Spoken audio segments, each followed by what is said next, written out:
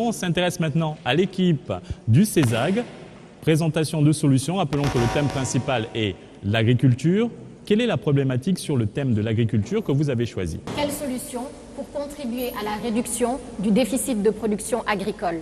CESAG, vous avez 6 minutes pour nous convaincre et n'oubliez pas, ensemble, c'est à vous.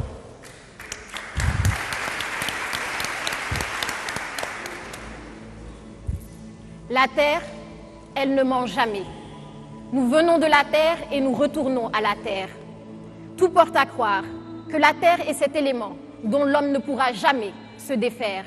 Nous marchons sur la terre, nous bâtissons nos maisons avec la terre et mieux encore, nous tirons de la terre des éléments nécessaires à notre subsistance. L'agriculteur est par définition cet artiste qui façonne la terre afin d'en tirer le rendement le plus élevé tout en maintenant sa fertilité. Un disciple de Socrate disait ceci: l'agriculture est la mère de tous les arts. Lorsqu'elle est bien menée, tous les autres arts prospèrent. Lorsqu'elle est négligée, tous les autres arts déclinent, sous terre et sous mer. Partant de là, permettez-moi de renommer l'agriculture comme étant le 8e art. Ce chiffre 8, lorsque vous le couchez, donne le signe mathématique infini, comme pour dire que l'agriculture est vouée à un bel avenir. Mesdames et messieurs, chers membres du jury, bonjour. Je m'appelle Béatrice Sagna et je suis chargée de vous parler d'une problématique cruciale de développement. Quelles solutions pour contribuer à la réduction du déficit de production agricole? Pour ce faire, abordons tour à tour le problème qui se pose, la solution que nous préconisons et enfin l'impact de la solution. Le déficit de production agricole signifie que nous consommons plus que ce que nous produisons. Et la direction de l'analyse, de la prévision et des statistiques agricoles sur la campagne 2012-2013 notait un déficit de plus de 900 000 tonnes pour le riz, 738 pour le gombo et 10 tonnes pour l'aubergine. Vous n'avez rien remarqué? Chacun des produits que je viens d'énumérer entre dans la composition du tchèb. Autrement dit, notre tchéboudienne est en partie importé. D'ailleurs, nous importons plus que nous n'exportons. En 2013, c'est 222 milliards de francs que nous avons déposés tout juste pour importer le riz. Cela correspond à 4000 maternités modernes comme celle de la région de Oussouye. Pourtant, l'agriculture sénégalaise dispose d'atouts considérables. Des ressources en eau, 30 milliards de mètres cubes. 3 800 000 hectares de terres cultivables, correspondant à 5 322 219 terrains de football aux normes de la FIFA. Une population de 14 millions d'habitants, dont les 2/3 ont moins de 25 ans. Alors comment expliquer ce paradoxe qui existe entre le potentiel d'une part et le déficit d'autre part? Raison pour laquelle, pour mettre en lumière cette mine d'or qui se trouve sous nos pieds, il convient de s'interroger sur une question. Quelle solution pour contribuer à la réduction du déficit de production agricole? De l'indépendance à nos jours, l'agriculture a connu la création de sociétés comme la SAED, la Sonacos devenue Sunéor avec les socialistes, de plans et programmes comme le REVA, la Goana avec le président Wade, PRACAS avec le président Macky Sall. Et si chacune des actions entreprises a permis de réduire ce déficit, il convient d'être encore plus percutant. Mais comment? Les experts de l'agrobusiness et de l'agronomie s'accordent à dire qu'il y a 5 facteurs clés de succès pour une agriculture productive.